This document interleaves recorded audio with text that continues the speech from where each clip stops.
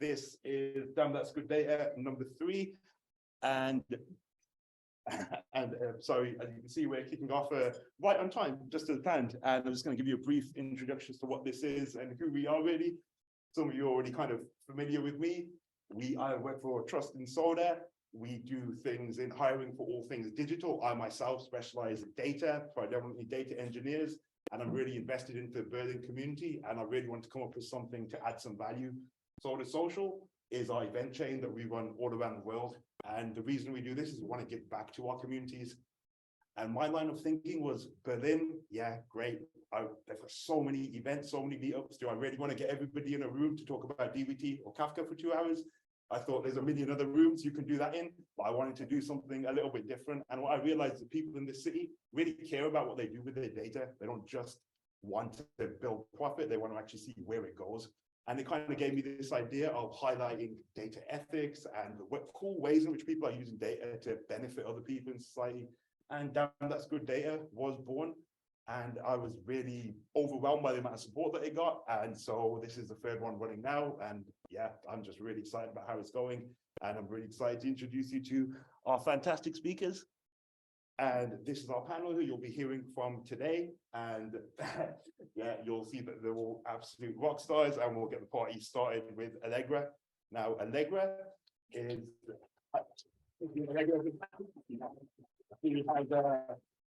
She's the EdTech innovator with a real passion for data science. Good afternoon, everybody. How are we all feeling? Good. I'm actually very sick, so I'm gonna sit. No, you can get it, so don't worry. All right, well, thank you so much for coming. So yeah, my background's actually in public policy. I initially worked on Capitol Hill and worked for the mayor, Bill de Blasio, of New York City. And so my passion for data stems from actually working in the government and seeing how terrifying it is.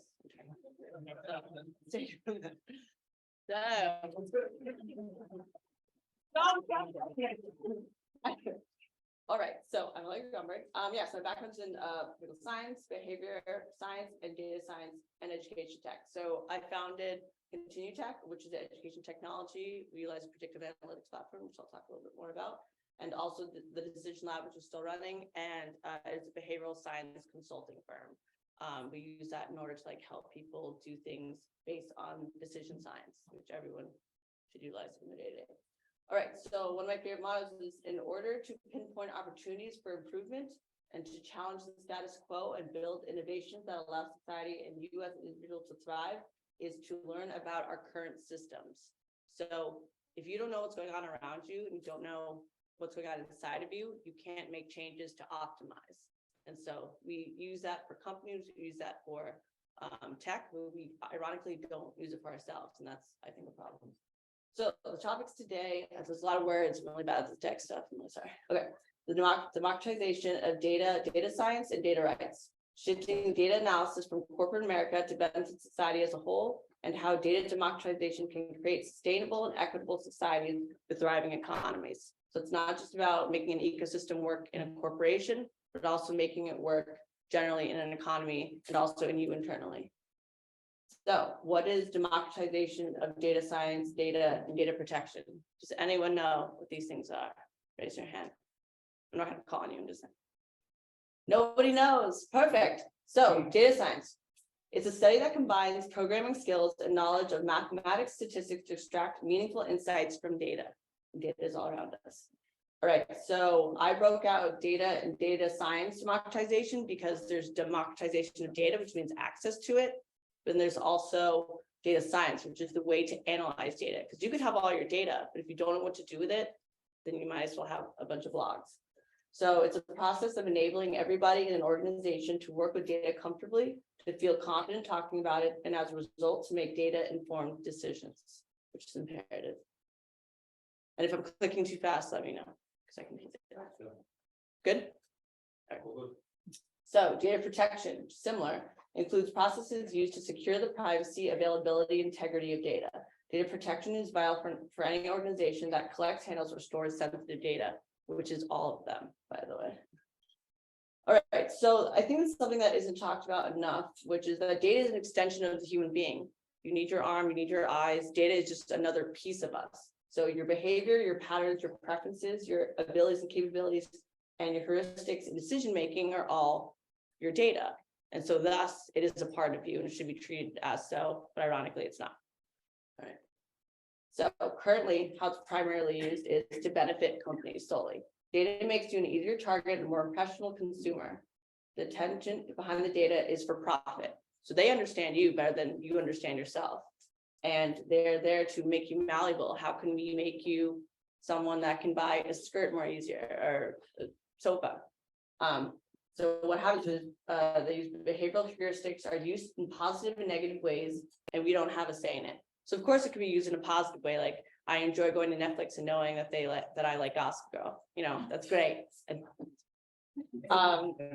so good. Yeah, so it can be used in a positive way, of course, but we want to be able to have oversight to that. That's what we're talking about here. Okay, so how does democratization of data and data science benefit the individual?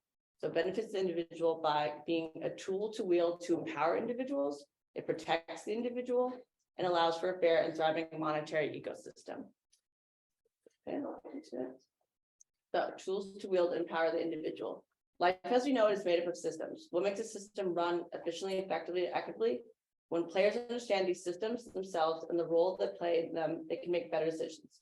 So with new policies regarding data, individuals are able to view, store, and track and delete their personal data. So again, it's all about understanding the ecosystem and how it works so we can make better decisions about it. All right, so these are some quotes. Do not just slay your demons, dissect them and find what they've been feeding on. Okay, and then Daniel Goleman, an American psychologist who helps to popularize emotional intelligence. They say there are 5 key elements to it: self-awareness, self-regulation, motivation, empathy, and social skills. And you can do all of this by obtaining more data points about yourself. So again, it's kind of interesting that all of these entities around us, including the government and including all the people trying to sell us things, have all this information. They know who we are, but do we know who we are? And this is what's beneficial for regulation of ourselves and the systems around us. All right, so democratization also protects the individual. To safeguard an individual's rights in person, there must be agreed upon values, ethics, and governing policies. So if you don't have the same ethics, and you don't agree on it, that's when you have differences. Data sovereignty involves allowing users independent, controlled, and self-determined decisions about what happens to one's own data, i.e. an extension of yourself. So you agree on what you want in a society, you agree on what rules there are, so it should be the same thing with your data, just an extension of yourself. Right. It allows for a fair and thriving monetary ecosystem. There's a false assumption that there's a mismatch between profit, maximization, and individuals' data sovereignty. But in a sustainable business ecosystem, both consumers and businesses thrive in order to continue the partnership. So I'm from New York. In a capitalist society, you end up taking so much from the consumer that they no longer exist. They no longer have enough money to actually consume, which is ironic. And so there needs to be an ecosystem in which we allow both parties to have access and support and power to keep it going. So it's not predatory in nature. Okay, too long. Okay. An enterprise can wade through consumer data, or consumers can give the enterprise pointed data that will help them sell more. So at the moment, they have all this metadata, they have so much data that they're utilizing, but in reality, they can do a better job of giving us what we want to sell to us. Like, I want Gossip Girl merchandise, I want Gossip Girl, I want more. But they may not know that. I can just tell them if they ask me. And so this is a better way to help them sell us what we want. Okay, so in the data economy, the consumer should know their worth, and they're worth a lot. So right now we give our data away freely, we just throw it away like confetti, but in reality, it's worth literally billions. And so in the business information economy, personal data is an essential asset used for data-driven business decisions. Why just throw it away freely when you can make a profit and help business make money? Data protection regulation puts the consumer in the driver's seat, and that's a good thing. So there's currently business models being worked on that actually benefits the individual to make money. And again, like benefit the business as well, creating an ongoing thriving ecosystem.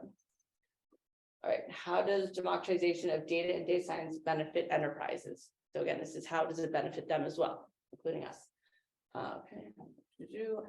When enterprise embrace democratizing data, responsibility for data analytics moves from the IT to all of the organization, creating an agile and fully data-driven entity, so they can be pretty much smarter about their decision-making. All right, so first of all, the first thing to be is to gain an understanding of the entire data ecosystem. So improving data literacy, which means an understanding of how to use data science, data, and understanding increases trust in data and decisions, boosting efficiency and productivity internally. Also, you must make data available to everyone. Expanding data access eliminates siloed, outdated processes. So if more people have better information, of course, you can make better decisions, because you might have only a certain amount of information and thus not have a good understanding of what the main objective is for different teams. Okay. Empower users with self-service analytics. So this is the data science part. Not everyone's going to be able to learn Python and SQL in one day, but you don't need to anymore. So utilizing empowers employees to feel comfortable asking data-related questions. So data and analytical literacy programs with content tailored to employees' level and business function advances the entire enterprise. Employees that understand different types of data and what can be done with them enable competitive advantage. So allowing different types of programs, different types of tech that allows people to look at the data and visualize it and understand how to analyze it at a certain level will benefit everyone hugely. All right, how does democratization of data science, same thing, benefit society at large? So we have the individual, we have the enterprise, and we have society, which we're all a part of. All right, Continue Tech, my company. At Continue Tech LCT, we guide entities by building sustainable and analytical systems that strengthen and modernize society with behavioral science, predictive, and democratic analytics. What that means is we provide predictive analytics platform for people to be able to have a better understanding of their own data, to be able to have an understanding of how to model themselves almost as well. So how do we do it? We created a student information system and reporting software that deployed surveys and gamified questionnaires to obtain data about students, teachers, and programmatic information. Every user had access to their information and models that pinpointed behavioral information and would deploy early intervention alerts. So another aspect to this, which is a little different, was students, teachers, and administrators had access as well. So it wasn't just the administrators, it wasn't just the teachers. Students are another aspect of this internal ecosystem that their behavior is affecting the entire decision-making and everything that works. So it was important for them at a certain level, this is K-12, to understand what was going on and what was being also obtained about their behavior and about what they were doing.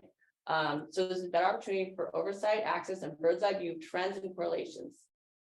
Right. So this is impactful for decision-making and strategizing for the future, and also escalating information before problems arose. So if there was truancy, if someone wasn't going to school, if someone seemed to be hungry all the time, I'm sure from New York, there's actually things that happened a lot.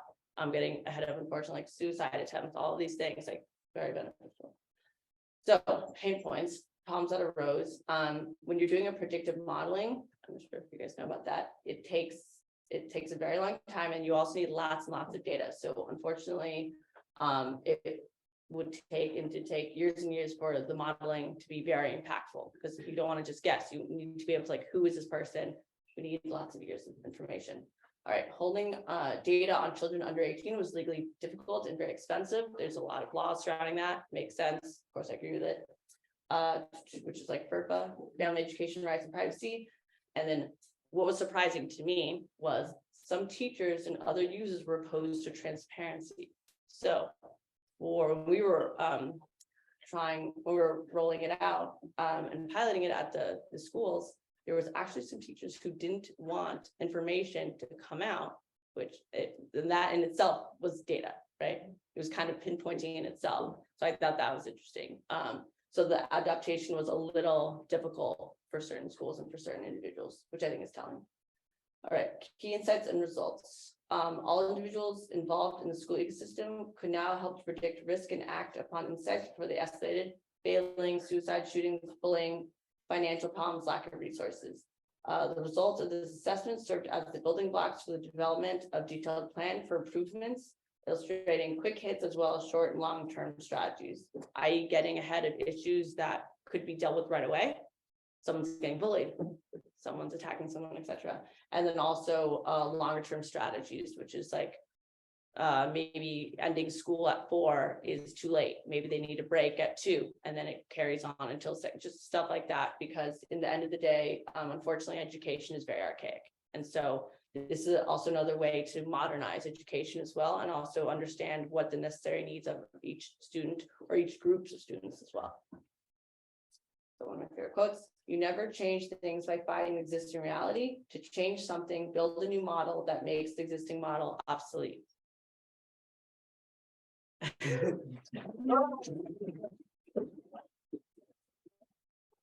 Thank you. Thank you very much, Allegra. Right now, we'd just like to open the floor for a couple of questions, and there's actually a Slido for anybody. If you just go to the next slide. Yeah, there's a Slido out there. Oh, no. You can either ask your question via Slido, the QR code there, or you can just raise your hand, and Allegra might take a couple of your questions. Yeah, so if anything jumps there. Yeah, here we go, Elizabeth. Yeah, so what type of data did you take from students? Yeah, so we took heuristic information and behavioral information. So meaning like if so, so they would do it themselves. So we'd give them surveys and ask, how are you feeling today? Or like, what did you think of your class, your math class? What do you think of the course, et cetera, and just kind of like break it down on different levels. And then also grades, truancy, so if they came to class or not, and also programmatic information. So we also try to see if there was a correlation with if there was a certain amount of pencils bought that week, or a certain amount of books, or certain types of books are being bought. Because at the end of the day, when you have students who have like special needs or other issues, other aspects, sometimes there's a correlation with other aspects going on in the school that really affect them. So we saw that as well. Any other questions in the room? So, sorry after the slide. It's a great concept that you democracy, but how is it going to work with companies like Amazon, Google, like those people that are really like owning the data that all of us produce and buy? And they're not going to hand this out and hand it back for free because they've gotten it for free. Their business model is built on it, knowing which Netflix show to show you or me, which pair of shoes we need or want or think we want, what they think we should want, is the way they make money. So how do we, like, where's the pivot point? Where do we flip to get this aspect? Yeah. Okay. First of all, GDPR, which is already started in Europe, that is first and foremost like very helpful in getting not necessarily it back, but making sure that they know that we have their number and we're working on it. And more importantly, once people become data literate, they're the ones. So you can't stop what they have, you're right, but you can stop the flow. And so I think that's what I'm saying is what's important is to understand like your data is important and to kind of push back and to say, no, I'm going to use cookies. I'm going to figure out a way to block and surveys now. There's a lot of technology that does that. Yes, I'm right. Yes. You know, I'm doing it. And so, yeah, and It's true, but to show you got to commit to their terms of service. So like use Facebook, you got to commit to that. Like all of these, to get into the pool to swim with your friends, you've got to do these things. So how do we as individuals then change the pivot point so that we can actually? I agree with you. What you're saying is right, but as individuals. Yeah, we can exercise this power and not use the cookies. They don't have to let us into their website. We don't have to buy them and watch their film, whatever. But life becomes kind of boring if you don't do all this stuff. Yeah, it's not about not using, it's more of a culture shift.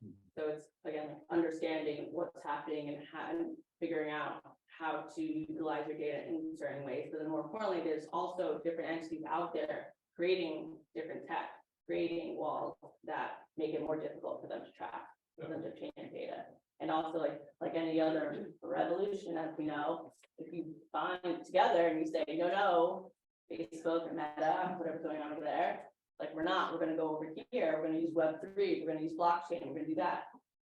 it's definitely slow, maybe slow, but it depends on how quickly we've gone together and also become very independent and also capable of doing a lot of these things.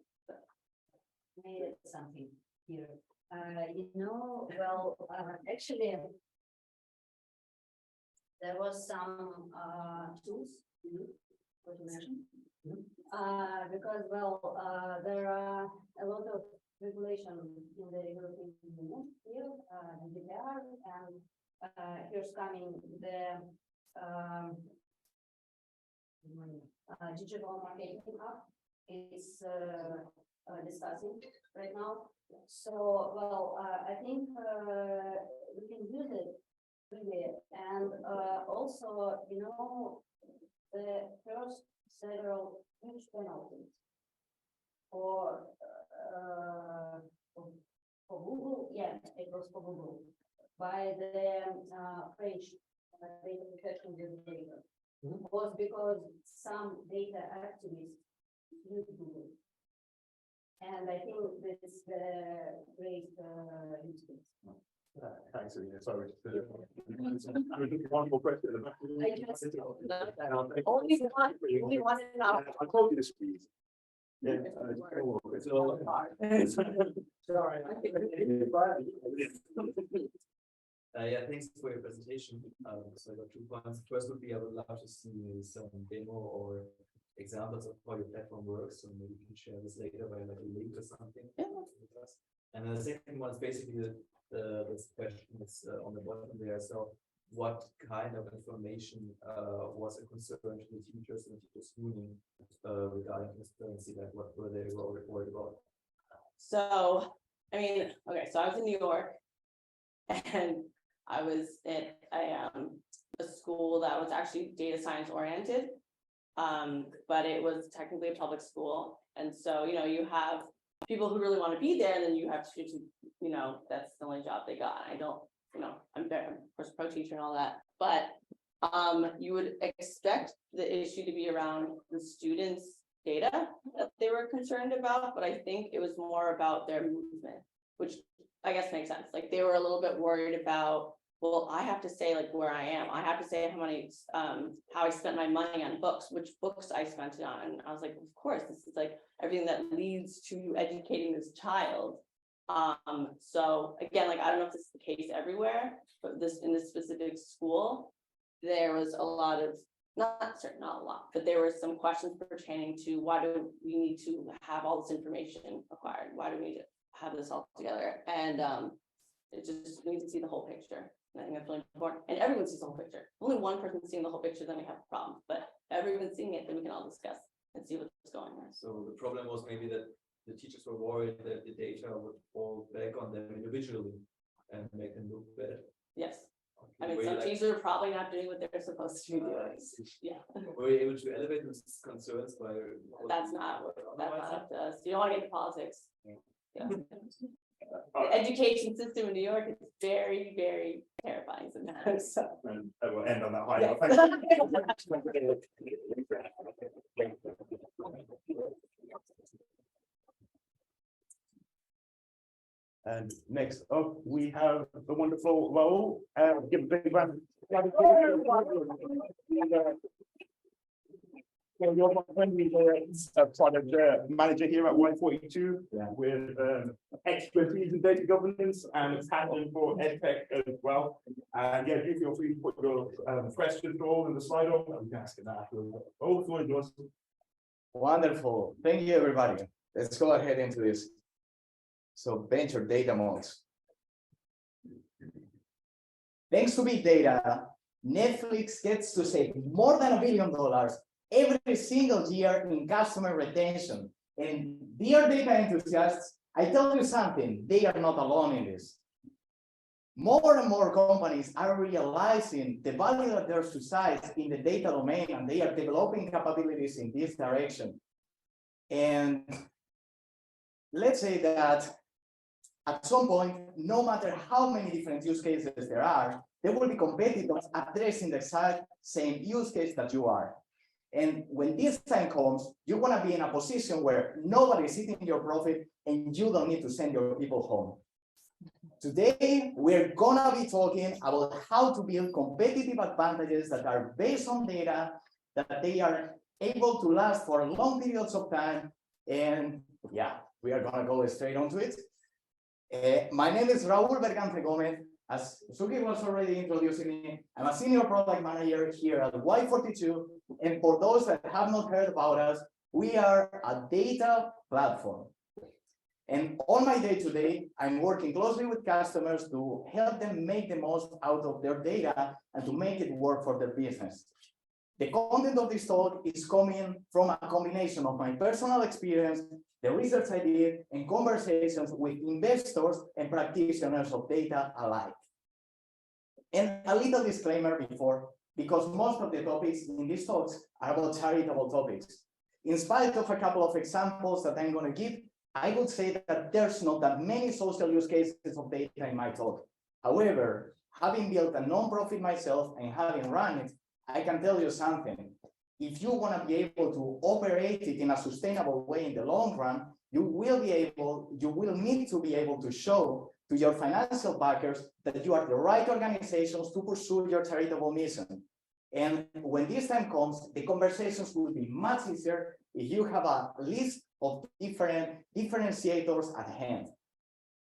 So now, I want to start this talk by addressing two questions. The first of them being, what is defensibility? And the second one, what do we even mean with moats? Defensible products are those that have a set of valuable attributes that make them hard to replicate. Let that sink in for a moment. With valuable, what we mean is that they make a difference and they are addressing your customers' most burning pains. We're not talking about putting a bit of glitter on top of your app, but we are actually talking about value-driving features. And when I say here, hard to replicate, I mean it. No business is going to be safe forever. And it means that these kind of attributes that you build up, they are helping you keep your competitors at a distance for some time, but at some point you will need to renew them and keep building your competitive advantages. And exactly these value-adding attributes I'm talking about is what we are calling data moats. In this specific case, data moats, more general moats. The analogy comes back from the Middle Ages, when people would really go and dig a ditch over their castle in order to prevent attackers from coming into the region. And nowadays, fortunately for us, we don't need to put crocodiles around our offices in order to keep competitors away. But however, we are still creating data moats in order to keep us ahead. And you are probably already familiar with these concepts. Some moats you may have heard about are the famous network effects that appear often when you have a product that becomes more valuable with every single user that is using it. So let's say, for example, social networks, messaging apps, or even in the pre-internet times, we will be talking about telephone. And another mode that you are probably familiar with, well, apparently the mode didn't make it to the final cut. But I'm just going to speak it out loud. I wanted to talk a bit about intellectual property and patents. Let's say that there's this crucial innovation that you need in order to be able to deliver the promise that you made to your customers. If you would be putting a patent on this innovation, then you will be effectively blocking your competitors from delivering on the same promise to your users, or at least make their life a little bit more difficult, which in the case of competition, it's all right. You can allow yourself to do that. For the rest of the talk, what I'm going to be talking about is about data moats that are based on data-driven product capabilities, which means we will be training some algorithms, and thanks to this, your product will be able to have new capabilities, or the ones that it has will improve dramatically. And there's other ways to create competitive advantages based on data, based on insight, based on analytics, but this won't be in the scope of this talk. This will leave it for the next one. I'm going to be talking first about the data mode that is most recurrent and the one that you may already have heard about because it's so popular. Introducing the data flywheel. And the dynamic that we use for creating this data flywheel is as follows. First, you should start from a value-adding product. This value-adding product may be data-driven, for example, starting from some off-the-shelf algorithms or from some bootstrap machine learning solutions, or it could be also simply a nice piece of software that is simply covering a valuable use case for your customer with no need of data. The second step, as users are already within your solution, they will be generating data as they are working with it, and then you will be developing this body of proprietary data within your company. Next up, with this proprietary data, you will be able to keep training your algorithms, and they will keep getting better and better, allowing you to effectively incorporate some data-driven functionalities to your product, which hopefully will be making your overall product experience better. This will bring in more customers, and this will allow you to collect even more data, hopefully allowing you to drive an upward spiral that, at least in theory, should be able to allow you to keep making your product better and better until the end of time. However, there's a caveat to this. The investors from Andreessen and Horowitz, they claim that every data flywheel comes with an expiry date whenever it's created. And the reason is the following. Well, at the beginning, adding new data points is adding exponentially more value to your solutions. The problem is that the value that adding new data points to your models does is diminishing over time, while the cost of incorporating these new data points is shrinking over time. And I'm going to be illustrating this point with an example from an NLP or chatbot startup called Eloquent Labs. And here, what you will see is two graphs. The one on top is the total coverage of use cases by this company, and the tiny, teeny one that you see on the bottom is the unique queries, so the unique questions that users will be submitting to the chatbot. You can see that there's a pile of queries. It's a very shifted distribution to the left, and while the first ones appear a lot and they just keep appearing recurrently, you will see a long tail of questions that people rarely ask. And what they figured out in this study is that just by covering and training their models to be able to meet the request for the top 20% of most frequent queries, they were able to address 40% of the requests coming in the platform. And from that point on, they realized that it didn't make economical sense for them to keep training their models in order to support the whole long tail of different queries. The point here is simple. Once the competitors will achieve this 20% of use cases coverage, the data moat will be gone. And the point here is not to say that building data flywheels is pointless, but in this very specific example, because of the shape of the data distribution, the defensibility of it wasn't that big. However, for example, in some other industries, these data moats can last way longer over time. So for example, in the healthcare industry, every single percentage of accuracy makes a world of a difference, and also most of the business value lays in the long tail. Second data moat that I wanted to talk about is what I will consider the no regret move for any startup that is building data-driven products. And this will be to start developing a body of proprietary data. And there's different ways in which you could be doing this. The first of them is by signing exclusive partnerships, exclusive data partnerships with some specific suppliers. There's some organizations, especially governmental ones, that tend to want only to sell their data to a single vendor. And in this case, you hit jackpot because none of your competitors will be able to tap into these valuable data sets. An example of this phenomena is that of a Sports Radar, that is a sports analytic company that was able to sign an exclusive deal with UEFA, with the European Football Association, in order to be the only collector and distributor of match data for the sake of betting purposes. And on this, they build a very strong competitive advantage. Second way of developing proprietary data. This is the collection of in-house data. And you will say, hey, wait a moment, you have already mentioned this about the user data that is collected for the flywheel. But here we want to go beyond this one. In this example, I also would like to cover, for example, if you would have a satellite imagery company, the satellite images that you're collecting in-house will be part of this proprietary data. Or if you have a pharma company and you're continually performing experiments and experiments, this will also be contributing to your body of data. An example that probably you're more familiar with is that of Tesla, that thanks to the fact that they have thousands of cars deployed on the roads, they have the sensors of these cars broadcasting exclusive data back to them that none of the competitors that they have less cars out there already in the hands of customers can ever dream of. And last but not least, this is a tricky one because this is mostly in the hand of incumbents. So these companies that have been around already for ages, you can activate historical data. So what does that even mean? In this case, we are talking about data that either has not been digitalized or has been just laying around in some sketchy warehouse somewhere, but at this point, nobody had built yet any kind of use cases on top of it.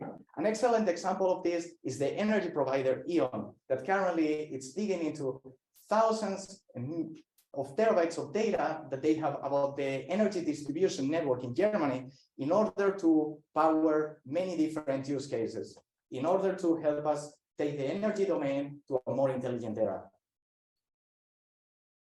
Next up, data aggregation.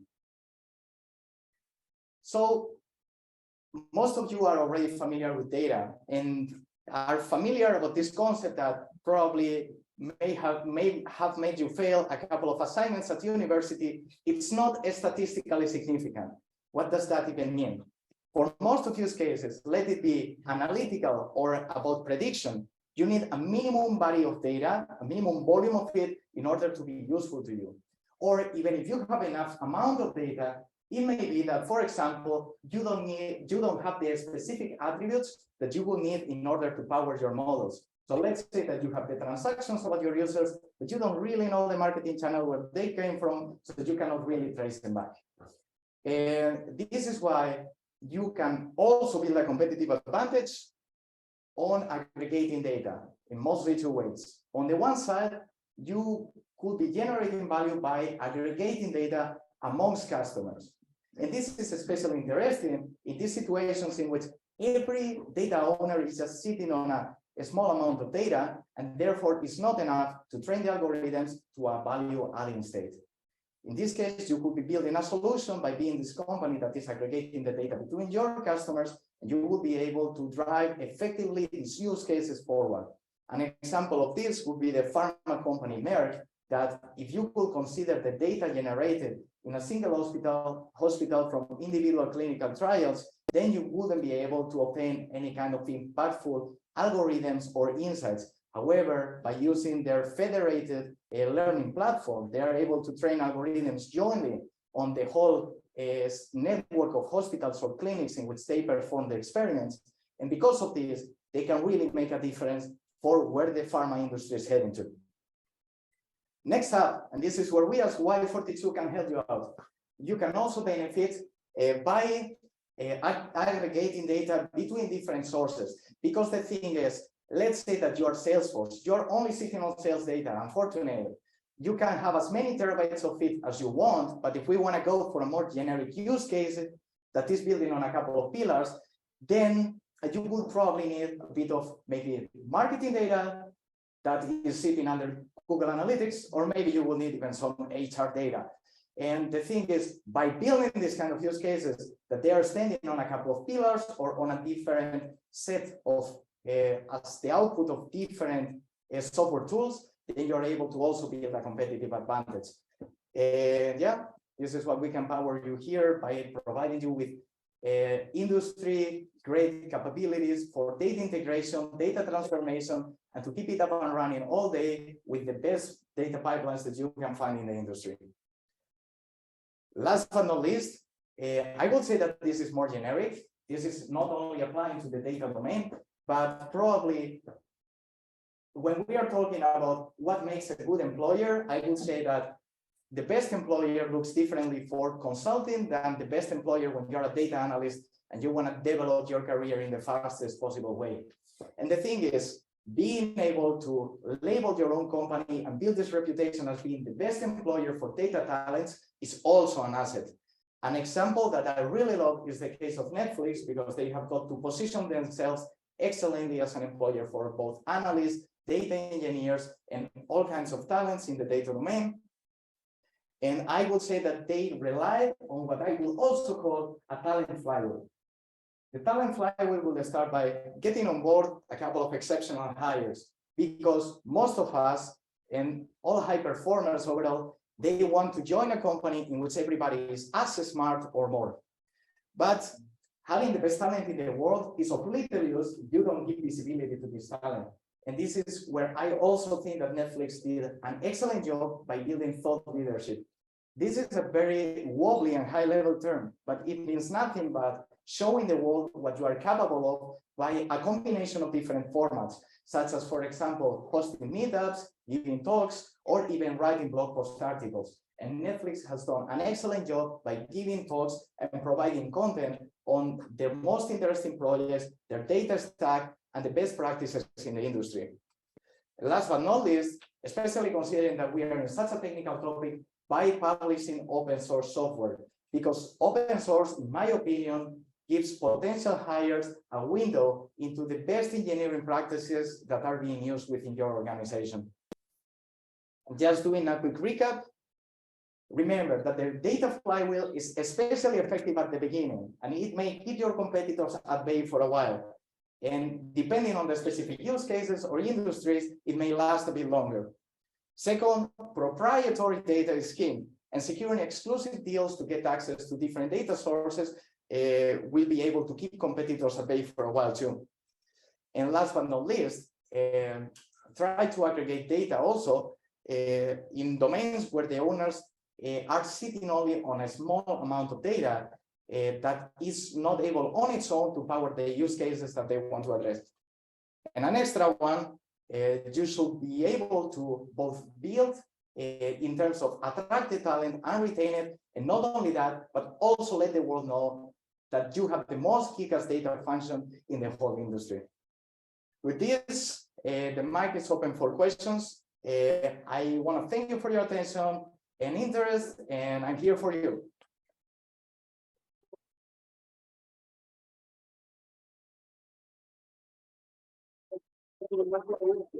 Oh, great. We love your energy and passion for the topic. And yeah, we can flip it over to the Slido. So anyone who wants to ask a question in the room can do so in that format.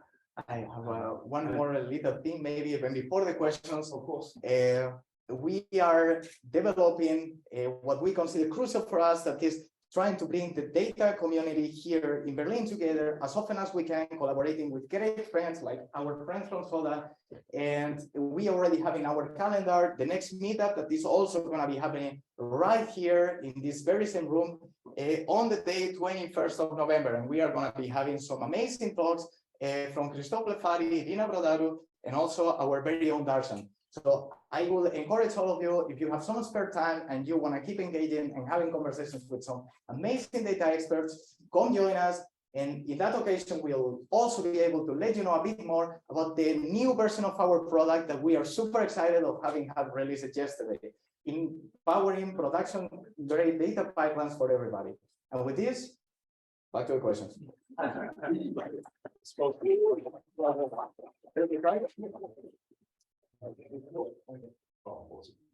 Okay, Cool. Yeah. Well, firstly, were there any questions in the room?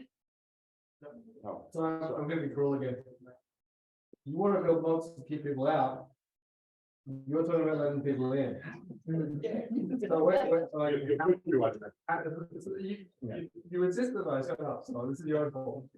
So how does this fit together? How can these things coexist? You're saying hold it, keep it as long as possible, keep the invading hordes out. You're proposing like data sovereignty for individuals. Well, data, How can we? we are data, so I'm like, every time I talk, like me talking to you right now is data, right? Or if I like click on How do these two things fit together?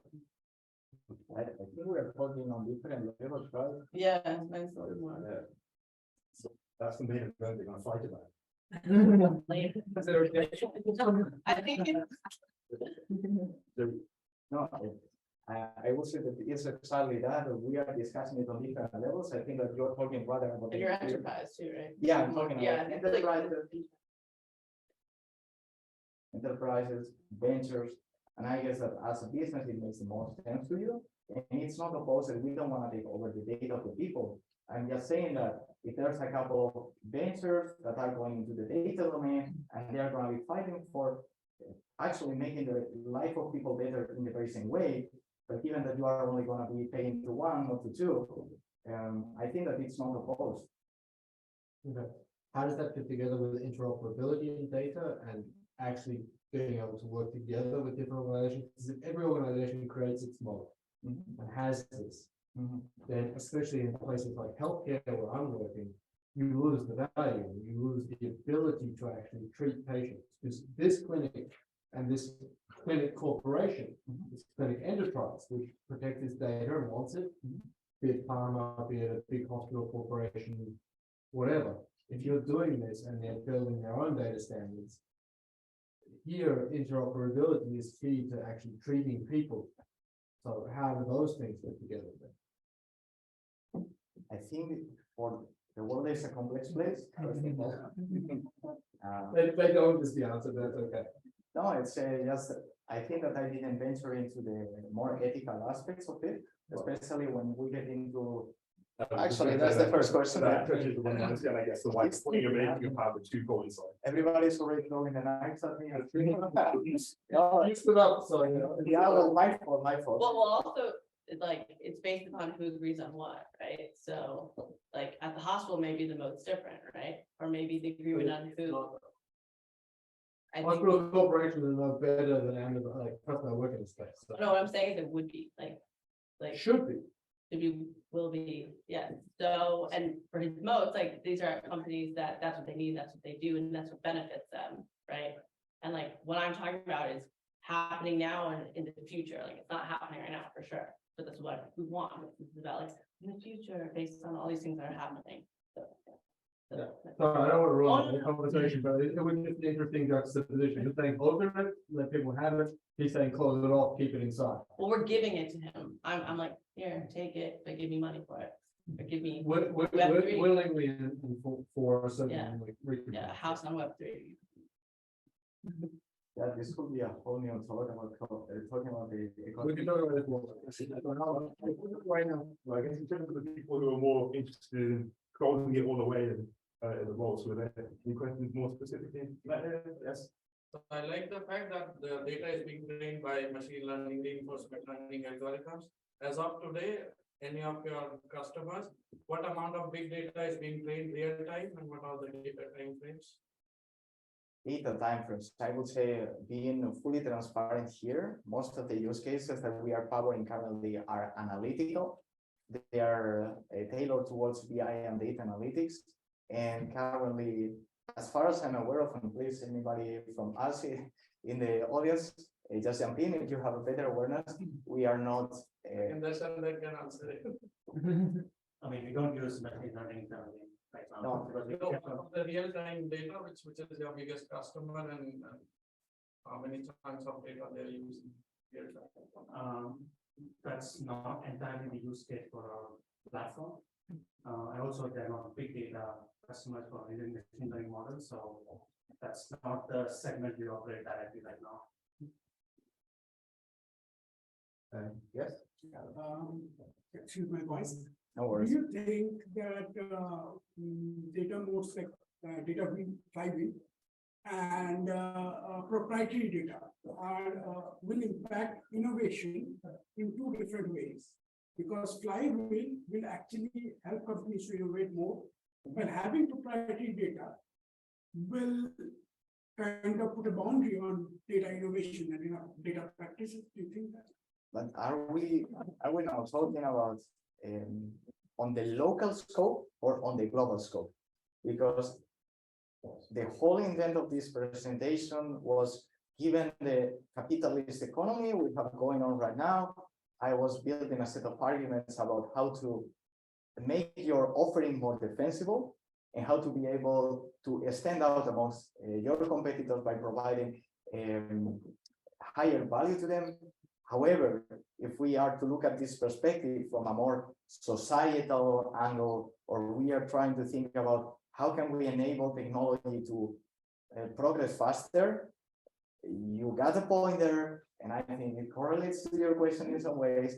Yes, building moats is probably going to be detrimental for the progress as a whole, but I think that it's also give and take, right?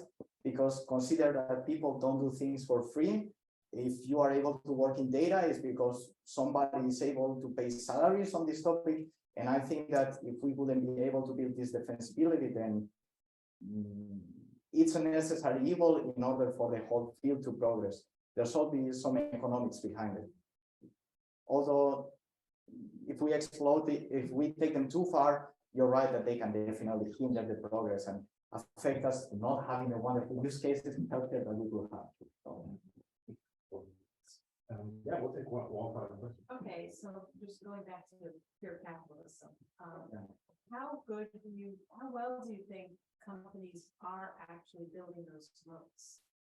Because I have a hypothesis that to build those moats, you actually have to have quite an inherent data function.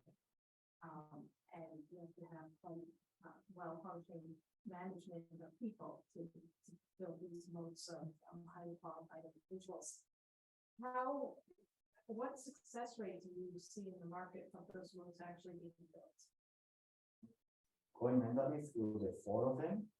In the case of flywheels, I would say that this is one that kicks in at a later stage of development for a company. That it pretty much depends. If it's B2C, it will appear early because the volumes of data that you're managing are just on a different scale. If it's B2B, it will come way later because in general case, it will appear later.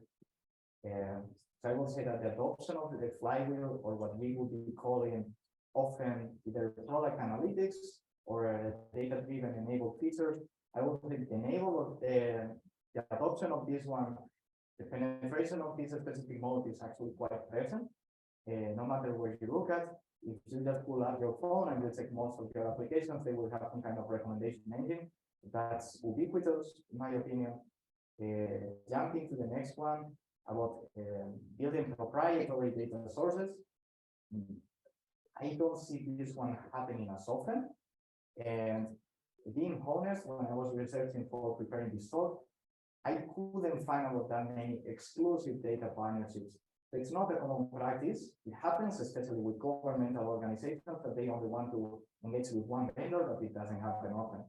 The last case of activating historical data, especially with bigger enterprises, companies that were not that digital, and they are buying into this trend of digitalization, as they are calling it now.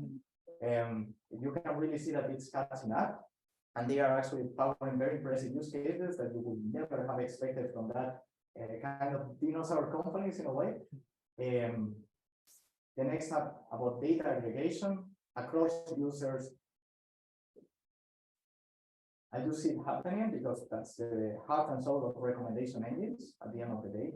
In industries like the medical one, I also found and saw very little cases where there was any kind of federated learning or more advanced methods that actually are allowing to exploit data across hospitals or across customers, even that you are able to anonymize them. This is still in very early stage of development. And about talent, in the case of talent, I've seen some wonderful examples of thought leadership, wonderful examples of publishing great open source libraries. I mean, you just have to look at our product portfolio here at Y42. We are mostly integrating great open source tools that I think that benefit all of us, the data community, on a day-to-day basis. And so, here's that. I hope it was. Well, thank you very much, Raúl. Thanks to you.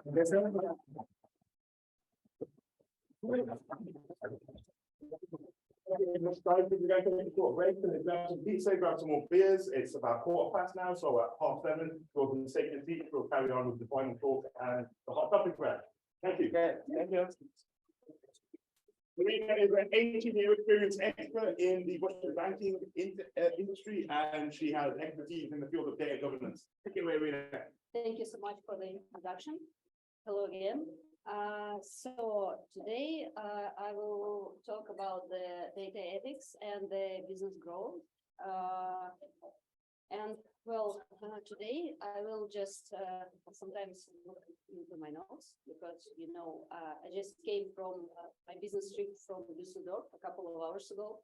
So it was a crazy day for me. Okay, so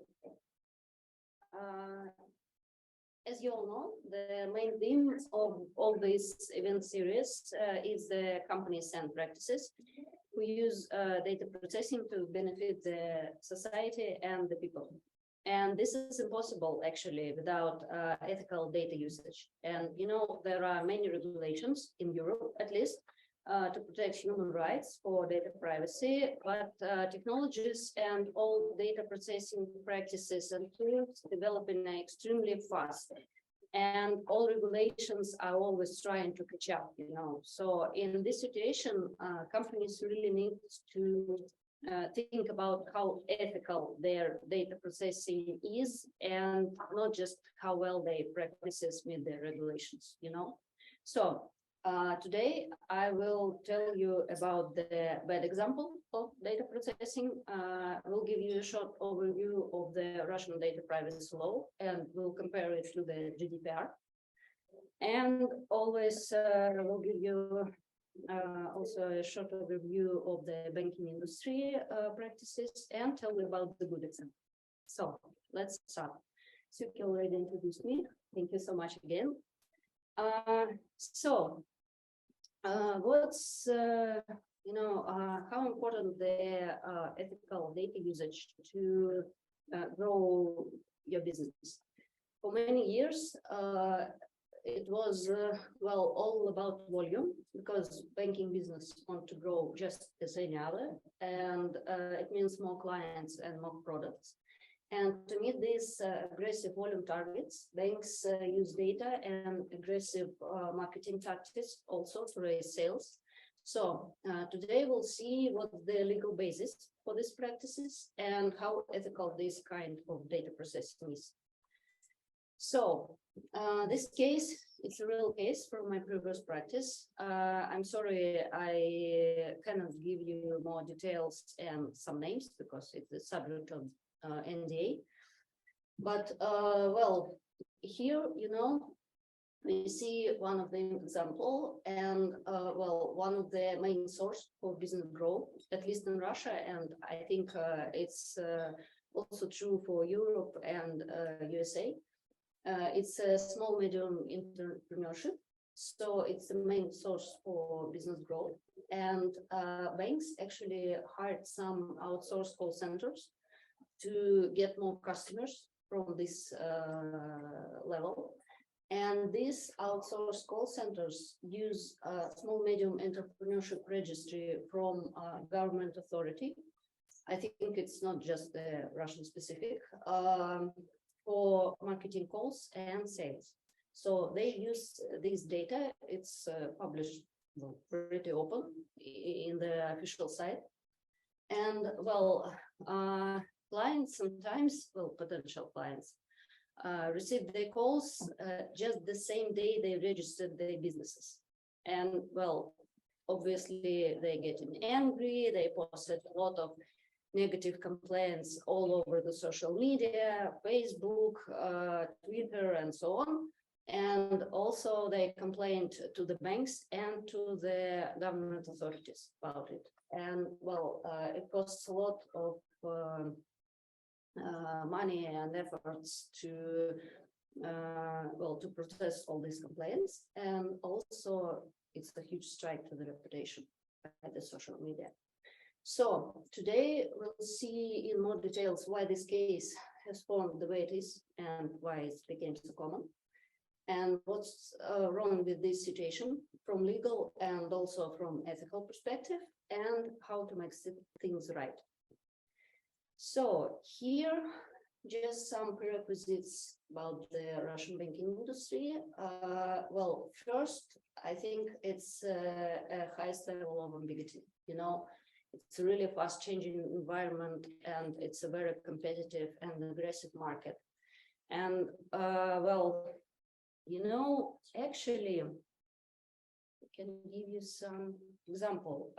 You know, all businesses plan to get a really high profits and at least 20% returns of investment for the first year of every product running.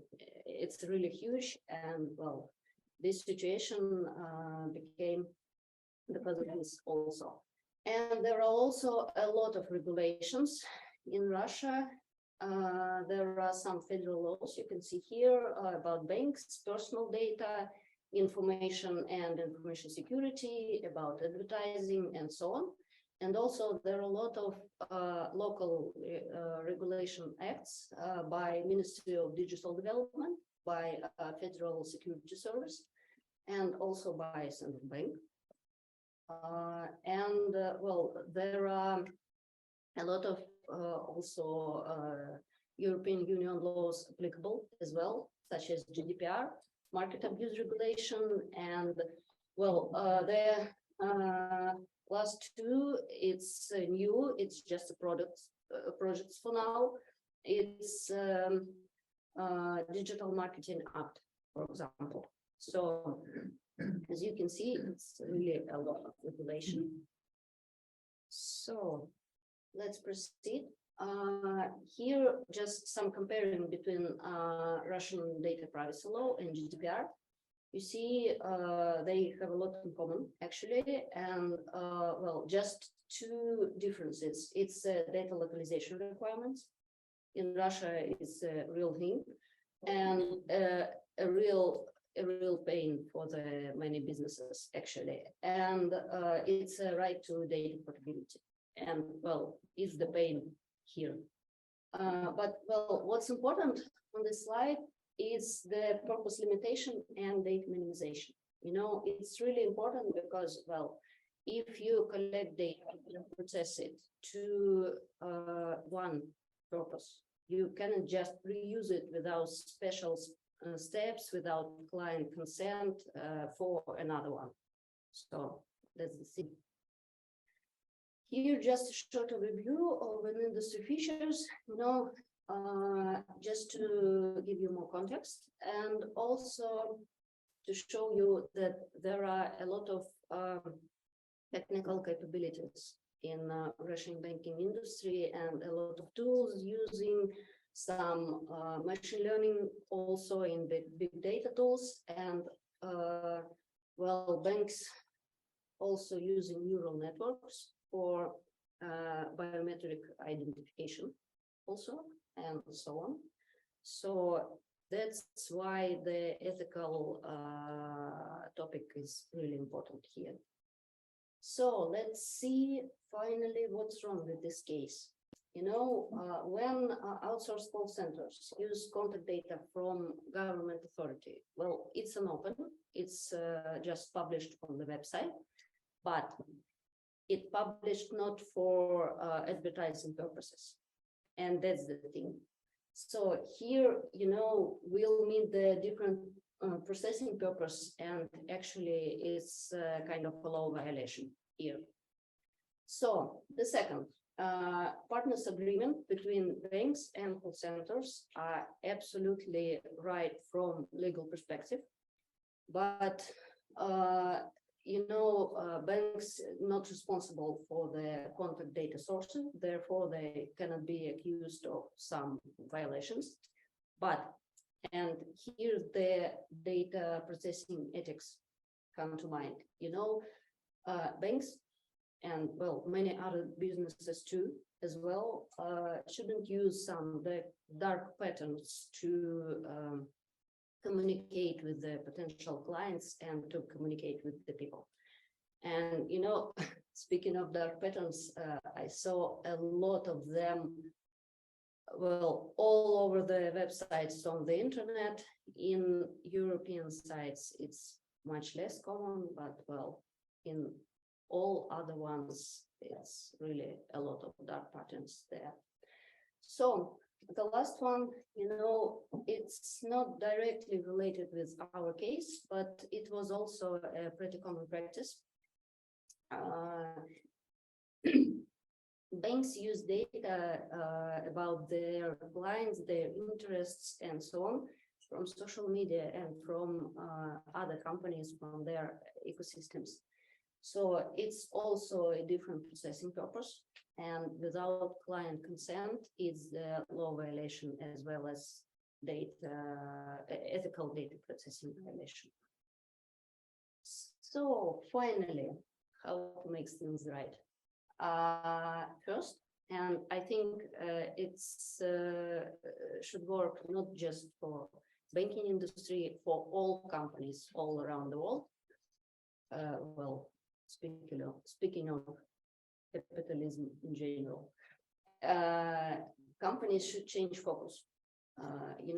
To attract clients for better products and better customer experience, not just for better advertising. They should run for the long-term relationship, not just fast volume and then. So the second one, banks should keep balance between all know your client process with collecting and analyzing data and redundant personal data processing. That's the very important matter. And well, last but not least, and it's special for the Russian business industry, GDPR have two great points, two great built-in principles. It's privacy by design and privacy by default. And to implement it all to the real business processes, it can take a lot of time, cost a lot of money and a lot of efforts. But well, this is, I think, is vital to long-term relationship with the clients and with the people. So let's see the good case. It's this one is also from my previous experience. One of the team I worked with faced the task. They should to improve some advertising, the conversion rates for the real purchases and decrease unsubscribes from marketing communications. So they decided to use some social media data and it cost me, I think, a lot of time to convince them, but they just let the client to choose. They just add some fields to the mobile bank application, so clients could just copy their link to their Facebook profiles and give their consent to analyze this data. And well, the results was really surprising for all the team. So they used Facebook API to get the data and did some data modeling and using some machine learning algorithms as well. And then, well, you can see the results, and it was really surprising for us and really good. And when you let people choose how to process their data, they just can share more data with you, and well, if you will be transparent about it, so the results can be really profitable for both sides. So next, well, that's the main point actually. Privacy is the key. And finally, I added just some links to the regulations I mentioned before. And also, well, I'd like to thank one of my friends and colleagues, Alexei Muntian. You can connect with him on LinkedIn. He's a real, well, one of the most greatest specialists on the data privacy laws, not Russian, but international. And all the cases I mentioned also with the data activists and the Google penalty by Sunil, it was data from him. So that's all. Thank you. Maybe.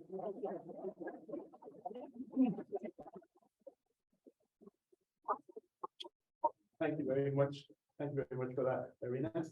And yeah, I'm just going to see if we can take any questions, if there was any coming through on the slide. Data privacy. Well, yeah, it's really interesting question because, well, in general, I think in Russia as well as in Europe or USA or any other countries, some people really cares about their data privacy and, well, about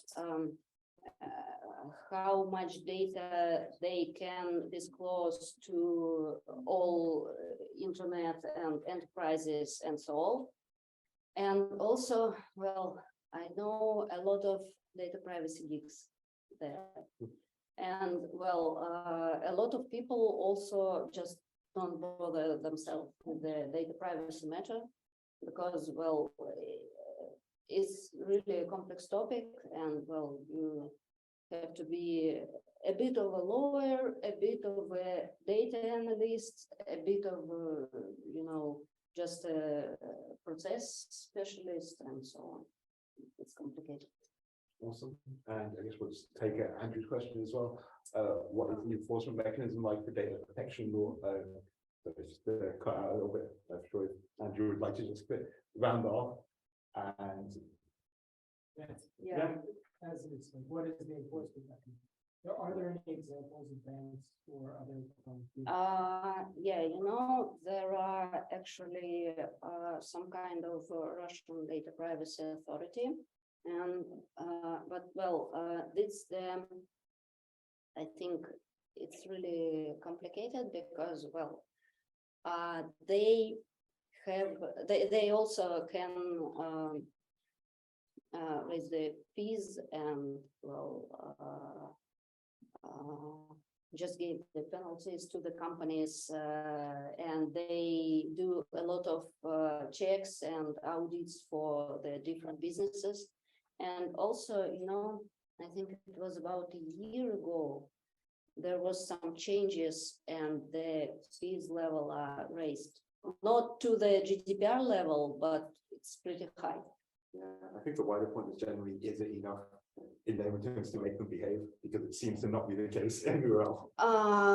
Well, as I mentioned before, there's a lot of dark patterns and, well, bit of politics, I guess, and, well, I think it's not enough yet, but it will be. Awesome. And With more fees, I think. yeah, and you just take a question. I was wondering whether you think GDPR is going to be a really good long-term legislation or whether it will become outdated over time. Well, it's a kind of philosophical question, you know, because, well, GDPR as well as many other regulations here are always trying to catch up the technologies and all the tools delivery. Does it get updated? Yeah, actually, there was a lot of other European regulations. After the GDPR came Cybersecurity Act. And well, right now, I know in discussion there are Digital Marketing Act and also there are some others. So, but well, it's pretty public, so you can see it on the European Union website. So it's open. And you know, well, GDPR, it was the really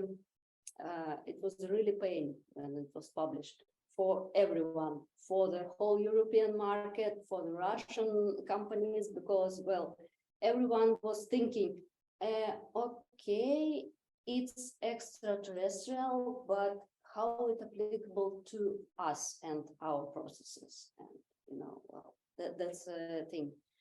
And there was a huge working group of different lawyers from different European countries. And then they posted an updates on a different part of the GDPR every couple of months. And well, we all was waiting, oh, when the next one? So I think they keep going. So probably everyone can relate to that when GDPR came in, and yeah, they get a lot of fun, of course. Thank you very much, Irina. I'd like to invite Raúl back to the stage, and we'd like to invite all of yourselves to grab your phone and have a vote on the Slido about what topic you would like to hear discussed in the final hot topic round. The proposals from the speakers have been data defensibility, data privacy, and of course everyone's favorite data governance. And sharp color, like yeah, if you would like to grab your phones, log on to the Slido, hashtag DTGD3, and vote for what you would like to go. I think we'll give it a minute for everyone to vote before we'll open the floor.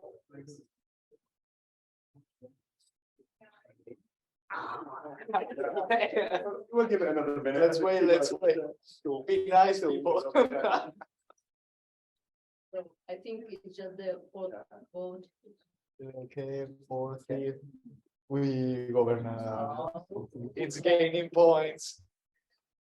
How many people? In this case, I think we will never get it. Oh my God. Oh my God. Okay, it's getting closer, so we'll give it another minute. Be nice to not go for the governance, at least is in the middle between both of us, yeah, so. Yeah. Oh, so what was that way? I'm scared every time prior to speaking. Yeah. Okay. And this Swing is quite big. I think We get considering I'm the one being compliance here. we should Yeah. take stakes. I think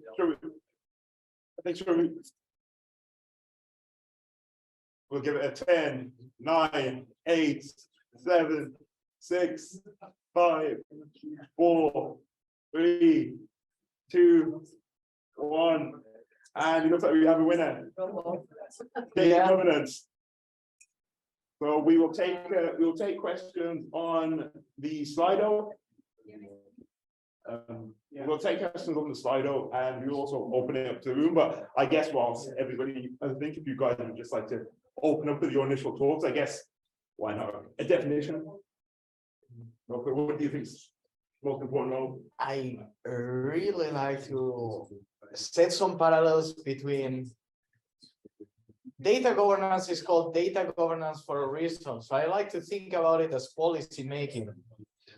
In the same way that policy is setting the rights and responsibilities of citizens, governance is setting the rights you have as a data user in terms of what should you be able to access, and whether at least you're supposed to be able to find quality data pretty easily, but it's also defining your responsibilities. Maybe you're responsible for data quality of the tables that you are contributing, or maybe you have to make sure to flag them that there's personal identifiable information that it's on you.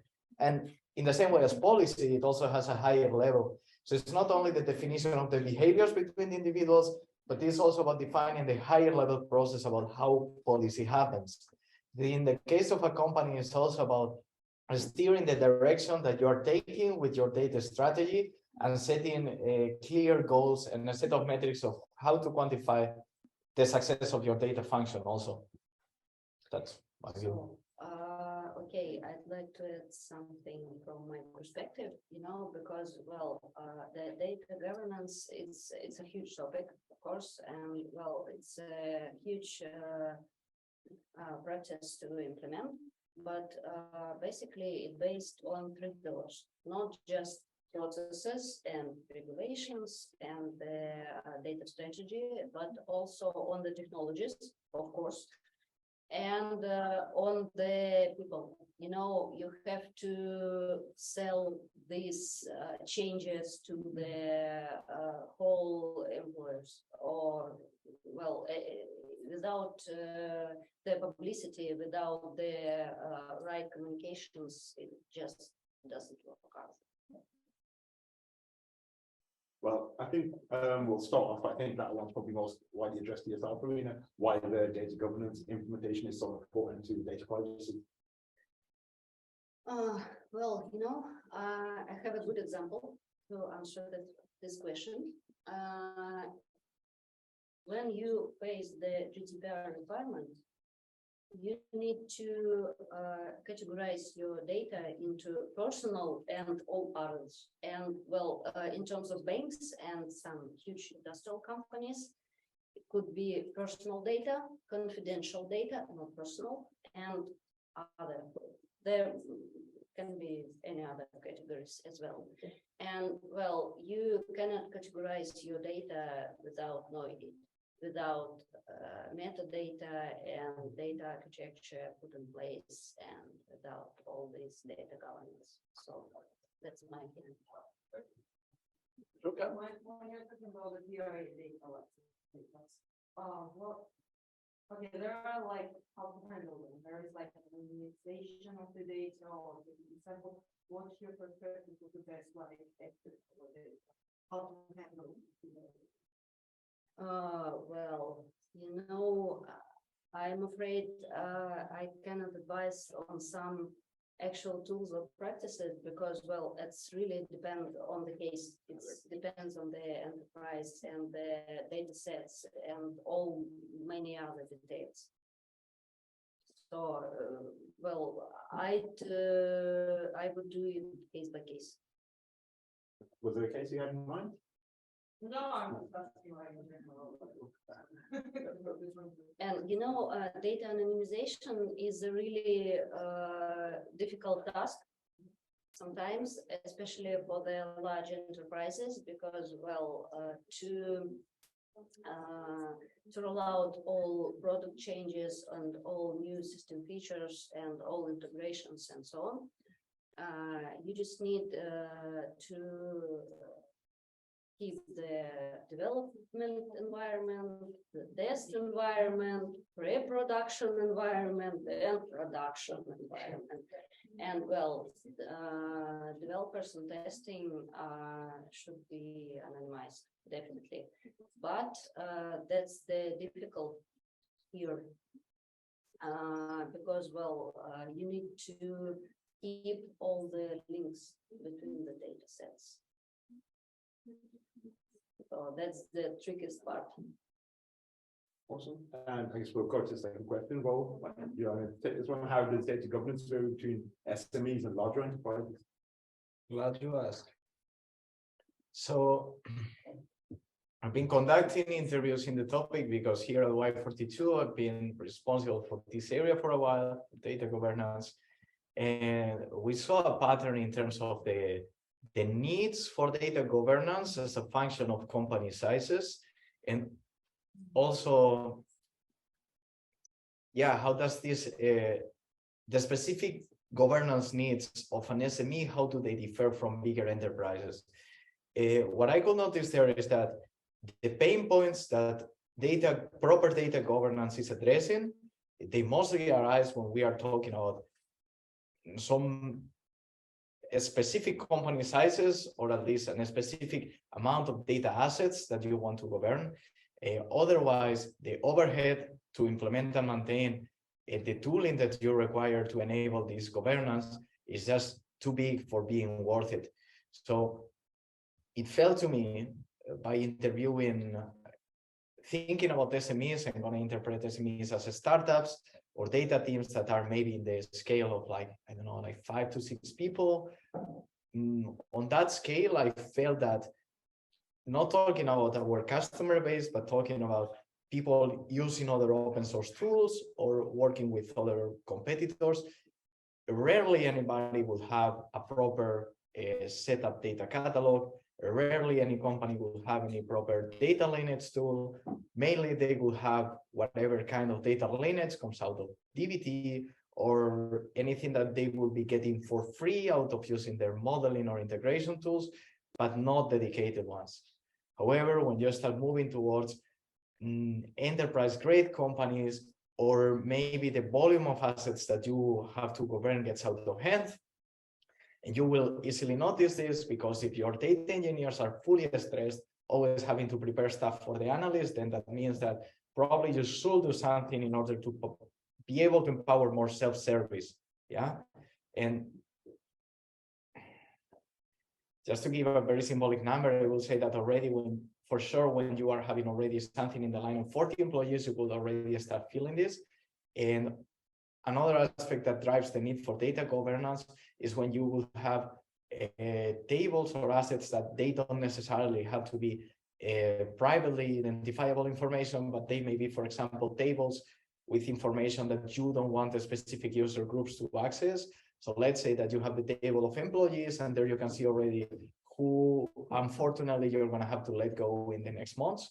And at this point in time, where there's some confidential data, and you want to enable people to know which tables exist and where they are, at this point, the need for governance is real clear, and this appears in bigger company sizes or when the breadth of assets grows.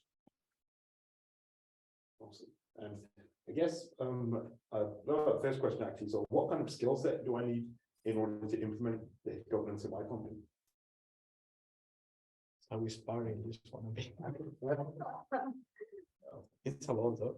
Don't fight over it at once. So I think it depends on the company, and sometimes the best solution is to hire a right specialist for this, or such as you, for example. I think it's tricky because you require a variety of profiles, so you do need the people that know more of this holistic strategic aspect of governance, more like the manager kind of role that has built maybe a data function in the past and has an idea about how to set the right processes for data collection, data cleaning, maintenance. But you will also need implementers, right? Yeah. Because the question was the skill set to implement data governance in a company. Well, if you need to implement data governance from scratch in a company, unless you are using a solution like Y42, with high likelihood, you will probably need to have some degree of technical knowledge, because I think that currently implementing data governance with open source tools is not that straightforward, in spite of we see more maturity lately in terms of catalog and lineage tools. But yeah, you require both the managerial profiles and more profiles towards the implementation. So I think that probably you will have first to, I don't know who asked the question, but first make up your mind about who do you want to be in this implementation. Do you want to be the architect? Do you want to stay on a holistic level, or do you want to drag forward implementation details? And based on this, I think that we probably could come up with a more compelling answer or a more precise one. The reason why I asked is not every company can afford a standalone person who is specifically working on a data governance issues. In some companies, either it's the data scientist or it's the data engineer who is responsible for implementing these things. Yes. So the question was like, should someone be like taking these responsibilities partially, or should we hire someone expert on this topic from the outside?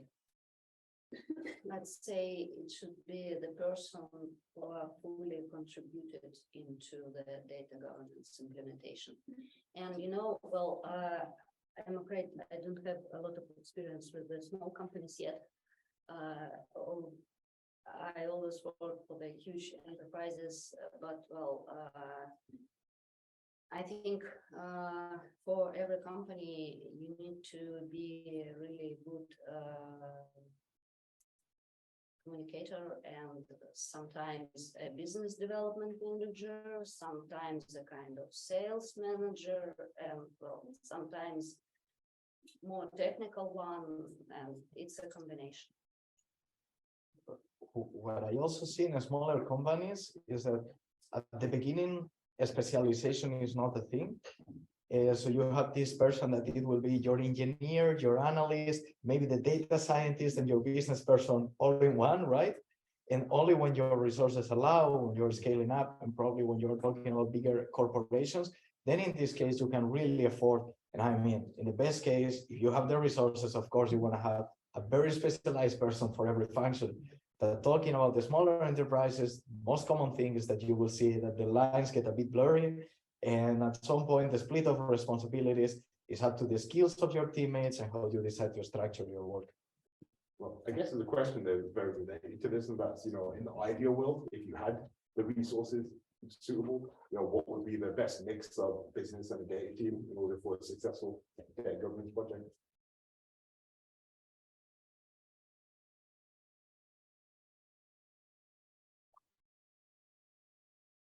Well, think that's a good point, because, well, to succeed in this huge change implementing, you need to be a lot of, a lot of wide skills, interpersonal, and also data analysis and so on. So I think the best way is to get a team from the different parts of the organization to keep them together. And, to, well, let the information and data flow between them. In such a team, I will for sure like to see, of course, a data expert. This could be a head of data or somebody that has awareness of the service that the data function is providing to the company as a stakeholder. Then I would like to see an expert in compliance, because of the topics, it goes beyond security. For example, we at Y42, we are currently going through SOC 2 audit. Yeah, right. And then you gotta make sure that the data is in compliance with any kind of audits that you should be going through. Then I would say, as you were saying, that it's a lot of people management, it's a lot of process adoption. So probably 1 to 2 project managers wouldn't hurt, because otherwise, this is the kind of role of tasks that if you don't have purposeful people to take it, then it will just, you'll have to distribute the load between everybody. Then I would say that a couple of data engineers could be key, because I'm thinking more than the analysts, these people to be able to implement these open source tools and adapt them, or basically, building the actual tooling layer of data governance. And because this doesn't happen in isolation and probably has to be deployed, I would still add like a couple of, I guess it will be mostly a work of backend engineering and infrastructure engineering. I think that will be a balanced constellation, but at the end it's extremely cross-functional, as you may have noticed. Yeah.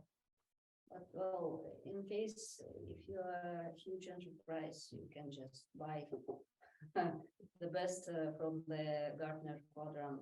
You can just buy Informatica full stack and throw a lot of money for the licensing and so on, and just Q1 23 Y42. But companies like Informatica and all, they have failed also a lot of places with the data governance, just by taking the tool in and not having the proper people in place. It has resulted in a lot of failures as well. So what is the thought process? Like, is it the tool which has to be there, or it should be done from a bottom up? Like there are tools already available which already gives you a lot of things like IBGs, there, Informatica, a lot of tools. But there are also a lot of people I've seen who are building from the ground up. Look, what you cannot do is buying a tool and then have us in it. So you cannot assume that given the fact that you already purchased a license, you can already not staff it with qualified professionals to actually implement it and assume it. I think it's a matter of ownership. When we are talking about people, the main thing that you want to see is somebody that sticks out their neck when time comes to give accountability for implementing this governance solution. So I think that in any case, you need people, you must have people, but probably when you go for such a external tooling, you're going to be mostly able to save on the technical people that you will have had to commit, but you still need a set of operators to implement this. And what you cannot skip is a part of actually the persuasion and actually having to reach out to the different silos, especially in bigger enterprises, in order to be able to convince them that they should be adopting this governance solution that you want to put in place. And it also, I think that it should be both bottom up and down, because, well, you need a lot of support from the CEO and board members and so on, just to implement all these practices. I guess on the subject of tools, so to take that first question of how well do the cloud tools like AWS and GCP integrate data governance, or should one be feeling more comfortable keeping the data like in-house on premise?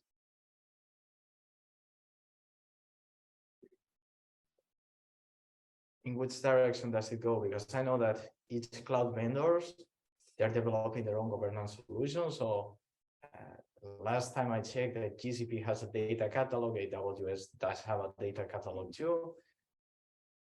Wait.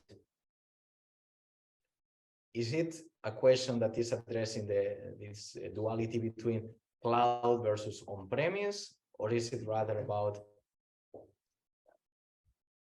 let me rephrase it a bit. Is it about whether governance is easier to manage on-premise or in the cloud, or what was the intent behind the question? I'm assuming that was the intent, and then that's all I do. On-prem, okay, got it.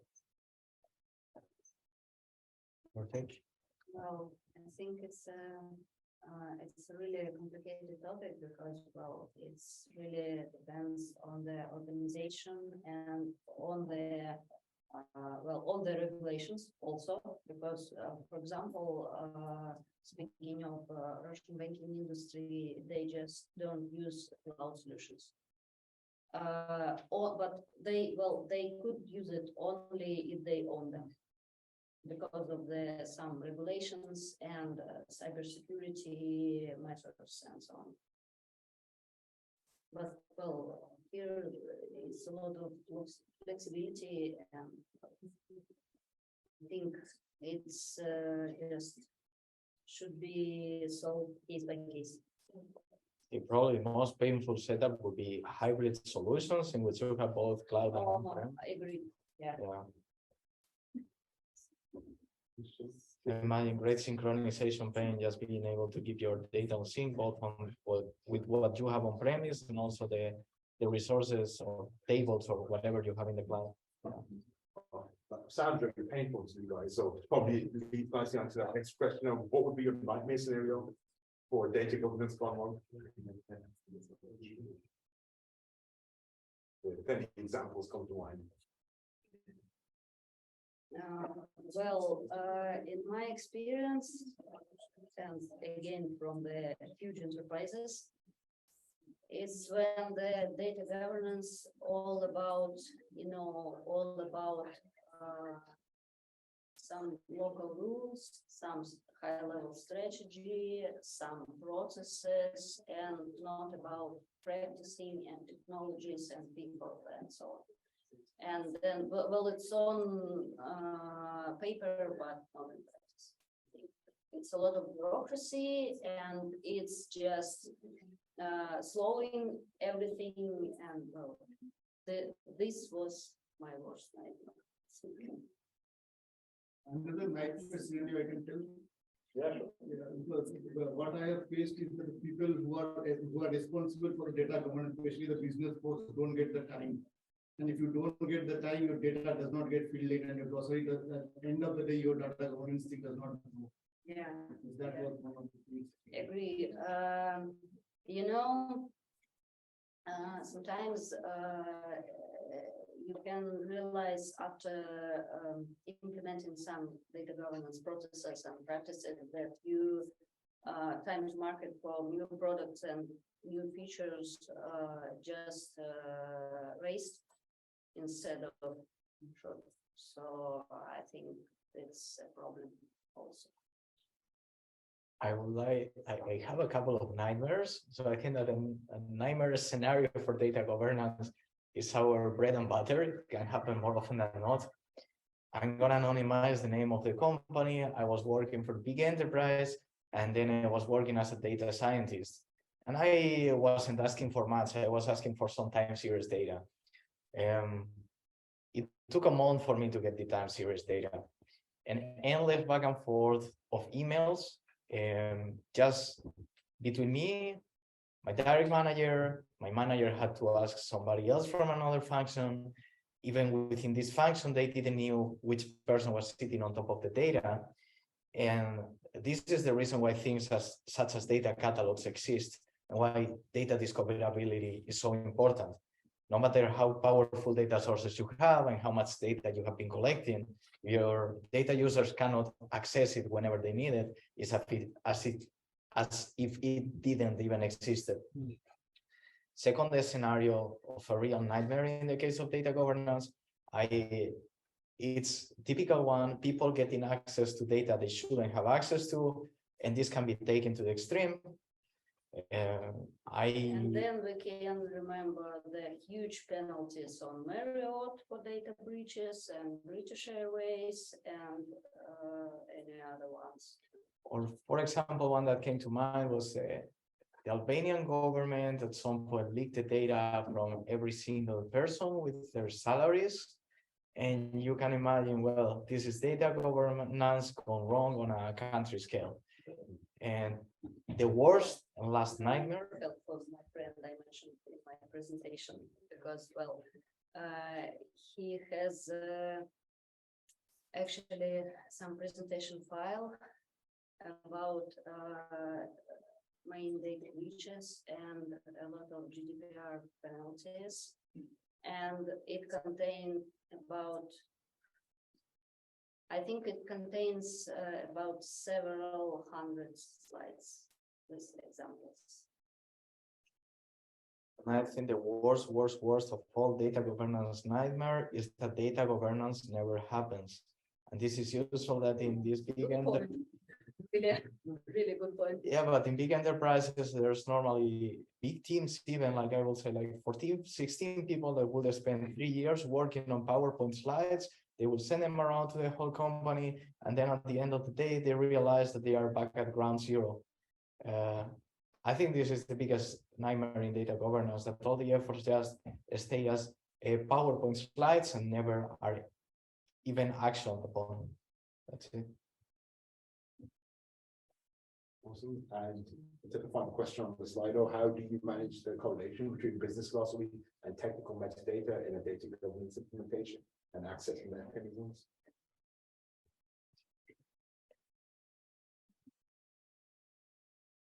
So technical metadata. Well, I have a good example, but it's also, I'm afraid, for the huge enterprises, because we just use the Informatica tools, and they all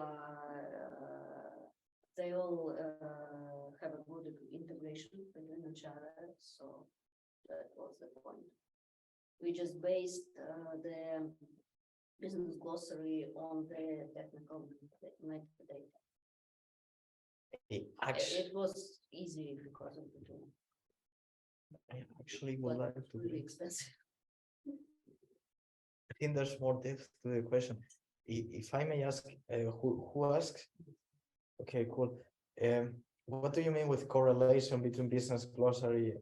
So generally what happens when you do a project, you develop a dashboard, you have a data model, we have a data science models, all the things are good. But at the same time, you have the glossary. Like I have worked in the IBM information glossary. So I found that the integration was like a big of a challenge. The business glossary term and where exactly what all places it is being used as part of the. And to high level and so on. Yes. To abstract. Yeah, that's the problem. Is it like different departments using different terminology?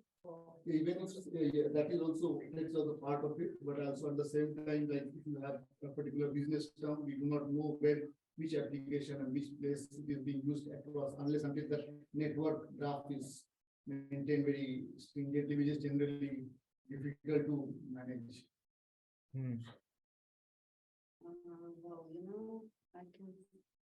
Well, I can tell you one example from my previous experience, but well, I'm not sure that it can be applicable for every situation and for your situation as well. Well, we changed some of our internal procedures and product documents. And we include into the whole Confluence knowledge the same pages for every development team. So they could describe which data and for which business processes they intend to use. And that's how we linked it between technical data lineages from the physical data models and to the high level of abstract for business glossary. but well, it took a lot of efforts, you know, a lot of convincing, a lot of internal company politics talks and so on, and some of board members was involved in this discussion. And well, it took a year to implement all these. But well, it was a huge enterprise. Just some things, numbers to give you more context. It was about, I guess, 12,000 of employees, and in 11 different time zones. So it took a year. That's little considering the scale. Speedy. This is kind of a form of enterprise architecture management where you need to know what business processes exist, what software exists, what data exists, what hardware that runs on in certain cases, so you can link stuff back. There's no way to get around knowing this. If you don't know it, you don't have the answer. You have to spend the time to find these answers. You have to communicate and discover this, unless you're lucky enough to build it along the way and have documented well while you build everything. Yeah, that happens all the time. Right? And so in the end, you end up in this discovery phase, and a year is quite short. Well, I think it still needs some tweaks, but some changes to polish the process. But well, yes, it was. Yes. Yeah, so in my experience, the biggest hurdle to data governance, data catalogs, and all that sort of stuff is people. It's the mentality and this daily, okay, we have to actually take time to do all of these things instead of doing some sort of analytics execution or some huge urgency. Yeah. Have you ever had a standard engineering team to document the code? I think it's pretty much the same. I mean, it's you have to create a culture that That's value that, and I think you need to establish the whole set of the internal communications on the daily basis, weekly basis, monthly, quarterly, and yearly, and to remind everyone what and why we do this, and so on. You have to have this, you have to instill this core belief in your team and your organization that this stuff is really important. And I think that's harder than anything else. You have Informatica or whatever. So companies should invest their resources to have enough resources to do it. So the resources are never enough. There are always some business changes, which is much more important than data governance. That's why I mentioned before that you have to build some trust on the highest level of the organization to get some hardcore support from the up there. I think also the sins of the past. That's also a good thing. So It's no fun to look back and have to wipe up the mess that we did. So so most of the time people prefer to work on forward-looking features and work on the fun stuff. But yeah, the struggle is real. We feel you. We are here for you. You just can't stop selling.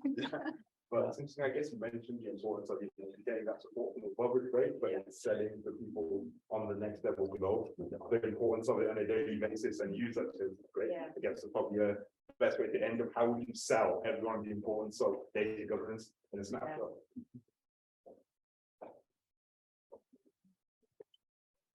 Data governance is the thing that you don't know that you need it until, so you will realize only because the pain is too strong, And at that point, building it up from scratch is gonna feel like too big of a burden to get started at that point. So I will always recommend to start from a lightweight implementation. I wouldn't go to, you don't need to describe every single table, you don't need to tag everything, but please, like, it takes you just a couple of single seconds for every query or every new item that you are creating. And you are just, even if you will do it selfishly for you to make your future self, your day slightly easier, just put these seconds of governance and you will save yourself weeks down the road. That's a good link, actually, to the main topic of the event series. Very much so, yeah. Data to benefit people and society. Yeah, data is best to make your future self in less pain. And we'll end on that positive note. Everyone, please thank you. You basically a seatbelt. You put on a seatbelt when you get in the car because it doesn't cost you anything at that time. It's the moment when you stop. If you stop without data governance, you're fucked. You can close off the product. Like, Yeah. you close the whole thing down. If you work in healthcare and you don't have data governance, and it's not working for you, when somebody finds out, shut the whole thing down and go away and do something else. So it's basically like a seatbelt. It's easy to do. It's very hard to undo if you haven't done it. If you're at that moment where the car is crashing, it's too late. You can't put it on then. You've got to put it on the start. That's right. On that positive Yeah. note, Yeah, yeah, yeah. governance, seatbelt for good. We can all good. I'm trying to say thank you to all you for turning up, and the extended time will give a thank you to Allegra, who was very ill, and the delay was because she took so much time to get here. Well, she's not here now to participate in this, but it's run a little bit late because the pizza was so damn good as well. But thanks so much for taking up, guys, and I hope to see you again about later January and February. Damn, that's good day before. Thank you very much. Thanks everybody.